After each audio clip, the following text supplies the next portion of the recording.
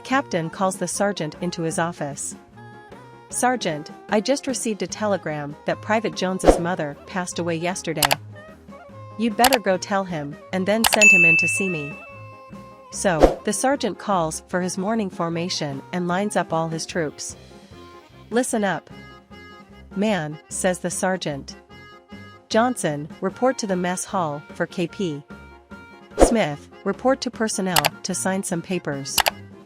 The rest of you men report to the motor pool for maintenance. Oh, by the way, Jones, your mother died, report to the captain."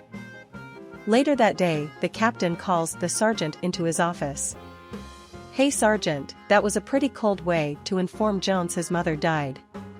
Couldn't you be a bit more tactful next time?" "Yes, sir," answers the sergeant. A few months later, the captain calls the sergeant in again. "Sergeant, I just received a telegram that Private McGrath's mother passed away," says the captain. "You'd better go tell him, then send him in to see me. This time be more tactful." So, the sergeant calls for his morning formation. "Okay, man, fall in and listen up, everybody with a mother. Take 2 steps forward. Not so fast, McGrath." Why didn't the skeleton go to the dance? Because he had nobody to go with. A college professor found himself in a confessional booth, feeling the need to share his recent experience with the priests.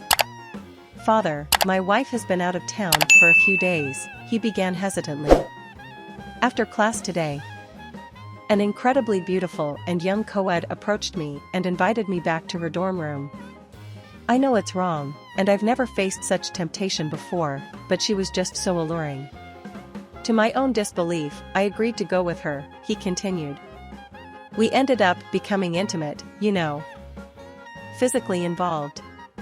Then, unexpectedly, her roommate walked in on us. Instead of being horrified or leading, she decided to join us, and all 3 of us were, well, you can imagine." The priests let out a deep sigh.